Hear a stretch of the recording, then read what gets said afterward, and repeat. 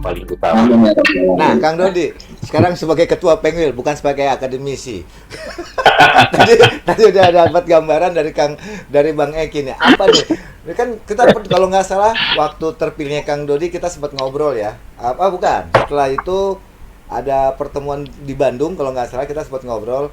Ini gimana nih Bang Kang Dodi nih ada PLT. Nah, gimana nih sikap dari Kang Dodi sebagai ketua Pengwil Jabar yang ada ternyata munculnya PLT Pengwil di wilayah Kang Dodi. Mangga. Ya, baik. Terima kasih, Bro Mahfud. Pertama, begini ya, saya kembali lagi deh di dunia akademik dulu sebentar ya. Jadi suatu statuta itu kan kesepakatan yang kita bikin. Kalau dalam konstruksi hukum tata negara itu ada tata urutan peraturan perundangan yang lahir ya, mulai dari yang tertinggi sampai turunannya, gitu kan. Nah, dalam menafsirkan suatu peraturan perundangan dalam konstruksi hukum tata negara itu dikenal penafsiran objektif dan penafsiran subjektif.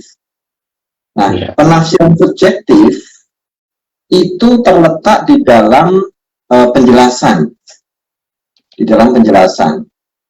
Nah, kenapa dikatakan penafsiran subjektif?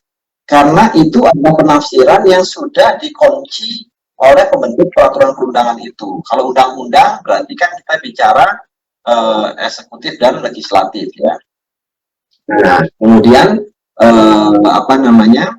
penafsiran secara subjektif dikeluarkan dalam bentuk penjelasan dari pasal per pasal. Kalau bahasanya itu ada, contohnya begini deh, konkret di dunia kita notaris. Adakah teman-teman pernah sadar yang namanya Undang-Undang 40 2007 tentang Undang-Undang Perseroan Terbatas, ya? Itu dia pernah menyebut yang namanya circular resolution. Ya. Jadi itu di pasal 91. Keputusan para pemegang saham di luar rapat dengan bentuk sirkuler. Nah, bahasa sirkuler itu muncul di penjelasan. Penjelasan pasal 91 Undang-Undang 40 2007.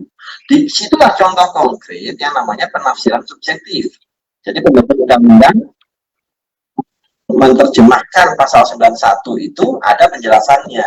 Dan itu satu kesatuan sebagai satu peraturan perundangan.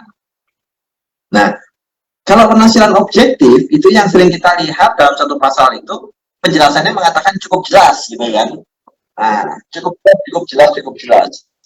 Bicara cukup jelas, bila mana dispute tentang pasal itu, maka nanti hakim yang akan memutuskan. Nah, ini yang namanya penafsiran objektif. Hakim adalah lembaga yudikatif yang dia punya kewenangan memutus suatu sengketa atau memutus suatu perkara atau terjadi suatu dispute yang terjadi. Nah, dia yang menerjemahkan, gitu kan. Maka itu muncul di dalam pertimbangan hukum tuh si majelis hakim dan putusannya, gitu kan. Nah, termasuk pasal-pasal lagi mana yang dipakai. Nah, itu penafsiran objektif itu namanya, gitu ya.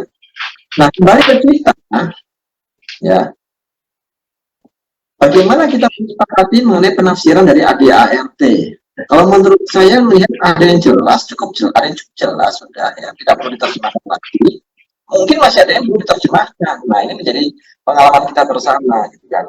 Ada hal-hal yang cukup jelas sudah, dan ada hal-hal yang memang belum jelas sebenarnya. Itu menjadikan ambigu atau abu-abu penafsirannya, sehingga akan timbul dispute mengenai pasal per pasal dari statuta kita ADART. Nah, kembali ke sana. Amanah yang saya terima sebagai ketua Pengwil berdasarkan konferwil yang diadakan di Jawa Barat yang dihadiri dengan dipimpin oleh presidium yang terdiri dari 25 Pemda. Yeah. Presidiumnya di Jawa Barat ada 25 Pemda. Yeah. Pada saat konferwil itu presidium ada di ADART kita kan, bahwa konferwil itu dipimpin oleh presidium, ada ketua ya, sekretaris gitu ya. Nah, anggotanya siapa? Anggotanya adalah perwakilan atau dari pemda-pemda yang ada. Nah, sehingga kalau saya katakan legitimate tidak ke konferwil di Jawa Barat dengan dipimpin oleh 25 anggota dari pemda-pemda sebagai presidium.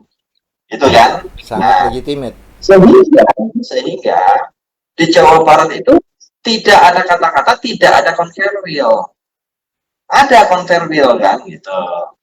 Nah, tapi di sisi lain ada pihak yang menyatakan untuk saya, ini bahasa dia mungkin ya, untuk saya di Jawa Barat belum ada converwheel gitu loh. Untuk saya belum ada converwheel gitu bahasanya kan. Dan untuk itu ya, mengeluarkan PLT, ya kan? Nah, dengan kewenangan yang ada di ART, mengangkat PLT. Coba tapi hitung PLT-nya itu sejak kapan, dari kapan, dan kapan. Itu yang saya tanya tadi, gitu. Lahirnya PLT itu di bulan berapa setelah mereka berkongres misalnya. Ya kan? Oke. Itu yang dia menerjemahkan seperti itu. Nah, kemudian kita lihat yang namanya PLT itu harusnya ngapain sih? Kewenangannya apa sih? Dia adalah lembaga, ya, atau suatu sistem yang dibentuk oleh statuta kita, mendapatkan delegasi dari pengurus yang ada di atasnya untuk menyelenggarakan ya converwheel di wilayah itu, gitu kan? Itu tadi ya Bang Eki ya, contohnya converwheel di wilayah itu. Dia bukan menjadi pengurus wilayah di wilayah itu, dia menjadi perwakilan dari pengurus yang mengangkat dia untuk menyelenggarakan converwheel. Nah, di sisi lain, pasal berikutnya mengatakan converwheel dipimpin persidangannya oleh presidium. Maka presidiumnya itu adalah perwakilan dari pengda-pengda, ya kan? 22 ketua pengda. Nah, sehingga PLT ini punya kewajiban, kalau versi yang saya belum punya converwheel, saya belum ada converwheel, gitu kan ceritanya nih. Nah, di PLT-nya dia harus mengadakan converwheel, yang presidiumnya itu nanti akan dipimpin oleh 25 pengdanya. Ya, nah, ketua pengda. Ya. Kita membaca pikiran itu ya. Dan kemudian karena memang dia tidak memiliki instrumen ini tadi, dia tidak memiliki pengda, lahirlah namanya PLT pengda.